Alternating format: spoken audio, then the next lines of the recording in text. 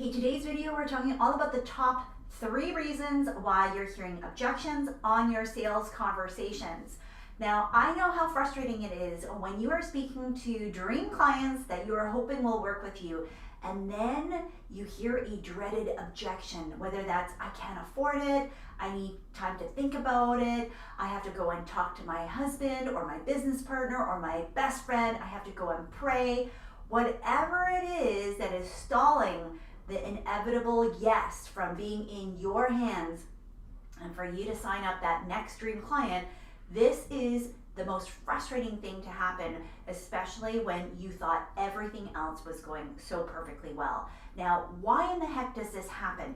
I'm going to break down the top 3 reasons that I have experienced through myself and through my clients and from working with hundreds of thousands of people that have had hundreds of thousands of sales conversations, and we've distilled it down to these top 3 things. So we're going to break this down right now. Number 1, talking to unqualified leads. Now, I know that most of the time you're going to do your due diligence in being able to make sure that you filter your leads so that you're only getting on the phone with the most qualified. But I'm going to tell you that oftentimes when I do an audit with clients and I identify where they may have found a red flag earlier on in their sales process, it's because they haven't tightened up their qualification process in the first place. So what do I mean by this? Well, if you have a way to pre-screen, to pre-assess, to filter those potential clients before they get onto your calendar and on the phone with you, it's going to make it a lot easier for you to understand their motivation for why they've booked the call, their reason for why they're looking for your help, and ultimately what the problem is that you're here to solve. And when you're able to understand the urgency, the timelines, their budget constraints or not, and the other people that might be influencing their buying decision, it makes it a lot easier for you to avoid some of those dreaded sales objections that you may be struggling with right now. Number 2 is asking the wrong questions. Now, in the process that I lead my clients through inside of Sell with More Ease, there is a step-by-step methodology that will basically eliminate 99% of the objections that you may be coming across. Typically, this happens in asking the right questions and in the right order. Now, when you do this, it allows people to pre-identify so that you can alleviate those objections right off the bat and be able to circle back and remind them of the answers that they already gave you. So essentially, you catch them in their own little white lies. Now, this is not done in a harassing or a bullying sort of way. This is done in a gentle, loving, really kind sort of open-ended discussion. But at the end of the day, if you're asking the wrong questions, then you're not getting enough information that will allow you to identify those objections before they get voiced, which is really the most frustrating thing because you don't realize that these are happening behind the scenes, but you do if you're using the right questions. Now, number 3, the third reason why this is happening is that you are not identifying the correct needs.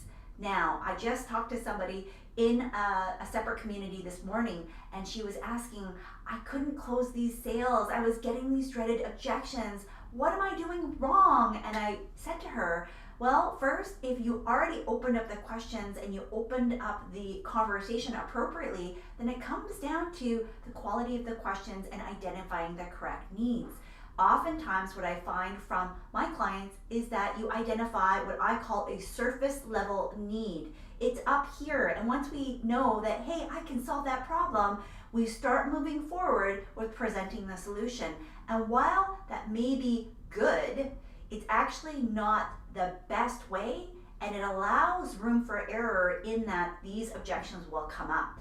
Now, when you're able to dig in a little bit deeper, and I will have a video coming up here shortly where I'm going to talk about specific sales techniques, what I want you to understand is that if you don't identify the deeper need, the underlying root cause of what is driving the need to solve that problem, you will never hear yes consistently. And even if you do get yeses, you will still get refunds. You will get clients who are not doing the work that's required. You will get mediocre result and you will get frustrated. So you may still get yeses, but it will come at a big cost to you as a business owner, which is equally, if not more, frustrating. So I want you to really take the time to make sure that you're digging in deep in the conversation, that you have not allowed yourself to get distracted simply because you've heard enough that, hey, you have the problem that I solve, and here is how I solve it with my wonderful program or service. In order for you to ideally identify the true root cause, you need to go deeper and deeper and deeper and deeper